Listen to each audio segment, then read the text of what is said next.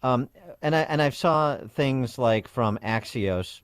The deaths of 4 construction workers and the collapse of Baltimore's Francis Scott Key Bridge highlights the essential role of immigrants in the U.S. labor force and the risks they face. What? So I saw the left politicizing it from the identitarian perspective, the solidarity and marginality rap that they're always running, even in against the backdrop of a tragedy like this. Idiocy, right?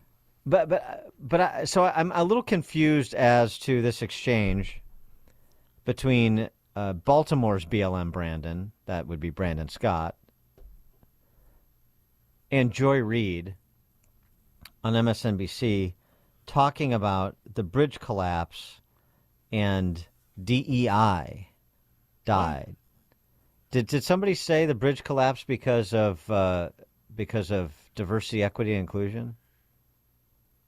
Well, this is what they're attacking, so it's like a straw man to me, but maybe I missed something. Let's hear it. Allow you, Mayor Scott, if you choose to do so, to respond to the tomfoolery and attacks on you for having the nerve to be black and also a mayor. Well, I think, listen, I know, and we all know, and you know very well, that black men and young black men in particular have been the boogeyman for those who are racist and think that only straight, wealthy white men should have a say in anything. We've been the boogeyman from them since the first day they brought us to this country. And what they mean by DEI, in my opinion, is duly elected incumbent. We know what they want to say, but they don't have the courage to say the N-word. And the fact that I don't believe in their untruthful and wrong ideology, and I am very proud of my heritage and who I am and where I come from, scares them. Because me being at my position means that their way of thinking, their way of life of being comfortable and suffering, and while everyone else suffers, is going to be at risk. And they should be afraid, because that's my purpose in life. This is getting tiresome, Dan. I mean, I don't understand what nonsense he's pulling. We don't want white men don't want a black mayor of Baltimore. I mean, I don't know Baltimore's history. I think I know Chicago's, but I remember black mayors in Baltimore going back to at least Kurt Schmoke in the 80s, who I remember because he was a strong proponent of drug legalization, and he's a lawyer. He's an interesting thinker, even if you disagree with him. But anyway. Who was on the bridge of that cargo ship? Were there DEI people on the bridge? Was the pilot that came off from the shore to direct the turning of the wheel back and forth, left rudder, right rudder, etc.? Were they DEI graduates of some DEI institute? What's this nonsense? I don't know. I guess this is the way to deflect attention from the underlying facts of the situation and the need to present some sort of plan of action subsequent to that catastrophe. It's really upsetting. I don't know, but I know that there's nobody talking about whether or not Baltimore should have a black mayor. Nobody cares. You Brandon can't have Scott. a newsroom. Do you understand what NBC said the other day? It was the statement from the CEO, the boss of NBC. You can't have a newsroom that is unaligned, that is not aligned and working in concert. Scott McKay, yeah. So they're just saying it out loud. They're saying what is obvious out loud. Yes, you can't have a newsroom that is not committed to groupthink. Right. We got it. Yeah, that's not in service of big government. Right. Understand. Thank you for making it explicit. Scott McKay is the publisher of the Hayride, contributing editor at the American Spectator, and author of Racism, Revenge, and Ruin. That's his new book. Scott, thanks for joining us. Appreciate it.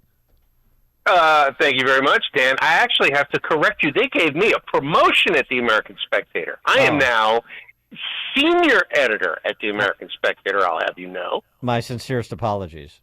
Yes. Yeah, well, anyway. All right. Let me start off by saying this. Yeah. Can I say this?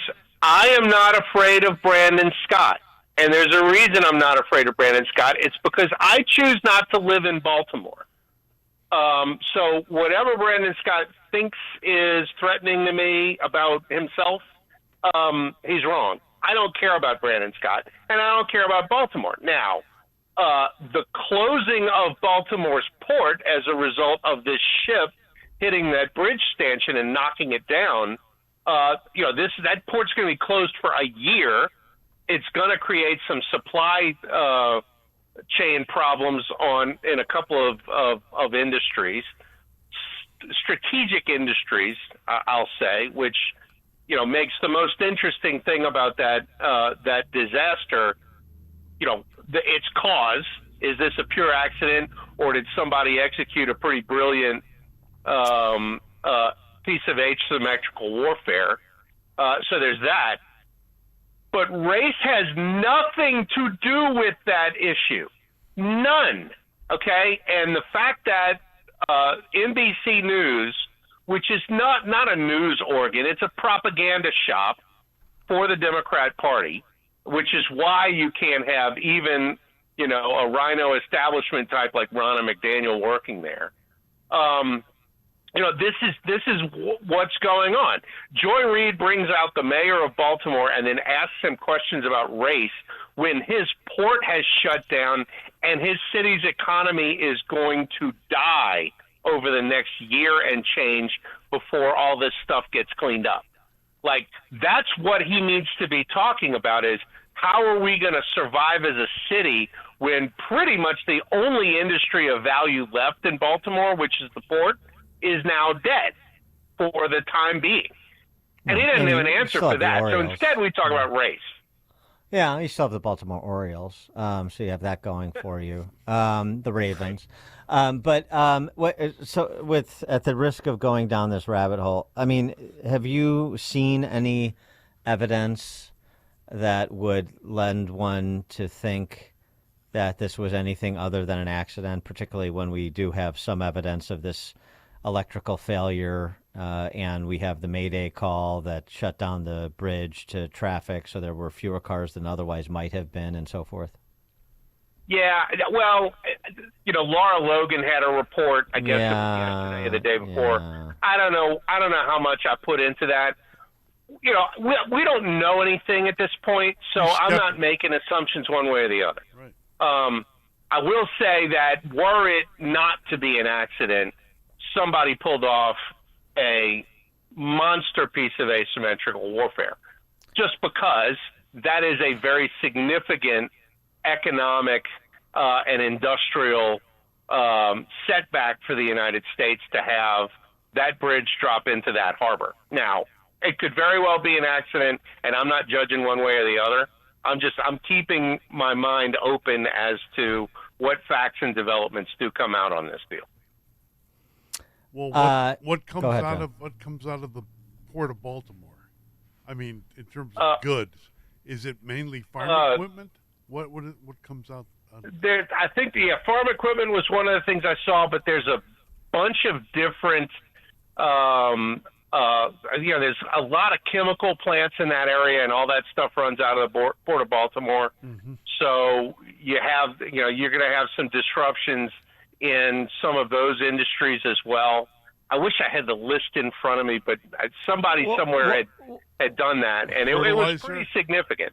Fertilizer was one. Yeah. Well, of course, it's a significant port. You're going to see a cross section of industries affected, and some logistical reworking that will need to be done. But I mean, you still have to do a lot more identification of affected parties and interested parties and the mechanics of how you would pull something like that off. And is there any evidence that anything of the sort was possible or was attempted, or there's evidence present of such manipulations? I mean, the Laura Logan thing is absurd. I don't know one way or the other on any of that. Right, of course. So let's talk about the border, this self-inflicted catastrophe that is purposeful. The caravan that's coming. So we got another 2,000 people reportedly making their way to the border in the El Paso area. So here we go. So we're looking at another bum rushing happening. And again, we had this discussion yesterday with Wisconsin Congressman Brian Stile. But do you worry at all, number one, about the substance of what's happening? That's obvious.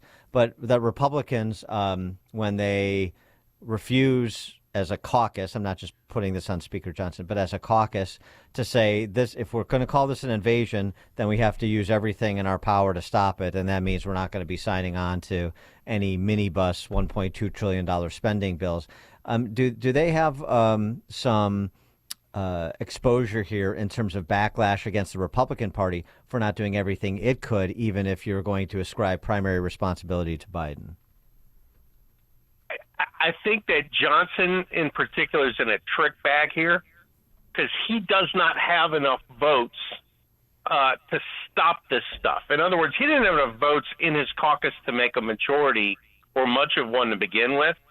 I mean, he needs unanimity, but on the Republican side, and he doesn't have it because he's got, some exceptionally weak Republicans. So he's got to, at this point, he's in a strategic retreat. And as a voter, it drives me nuts that, it's like, what's the point of voting Republican? The point is there's some resistance in the House.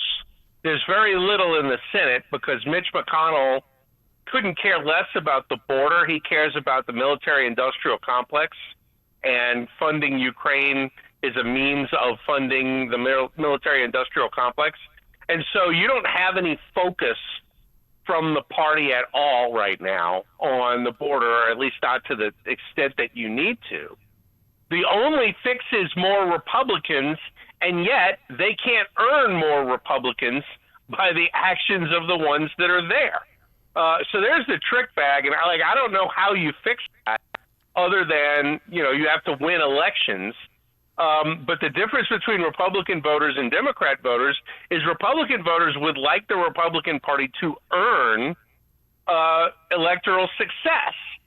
And I don't think the political class as a whole in Washington in either party is worthy of that. The difference is Democrat voters are happy to vote Democrat in spite of the fact that they aggressively do not earn the support of their own people. Well, it's I'm sure this will come as heresy to many of these Vichy Republicans, but Donald Trump is the best thing going for the Republican Party right now because he brings intensity of support in a way that certainly House and Senate Republicans aren't going to do. Sure. With this fecklessness and in a way that Biden can't do either in the transactional party that it is. Scott McKay, publisher of the Hayride, contributing editor, senior editor at the American Spectator. His new book, Racism, Revenge, and Ruin. Scott, thanks as always. Appreciate it. Thanks, guys. See you soon. And he joined us on the Turnkey.pro answer line. The stories you need to know to start your day. This is Chicago's Morning Answer on AM 560. The Answer. Ad paid for by AG Marketing Group. Attention timeshare owners. If you need to get rid of your timeshare for any reason, please listen to the following message. Getting out of a timeshare commitment is not easy, and it takes time. But we specialize in helping consumers legally get rid of their expensive timeshares forever. Can't get the vacation dates that work for you? Maybe you felt taken advantage of or forced into the timeshare? Maybe you just can't continue to shoulder those monthly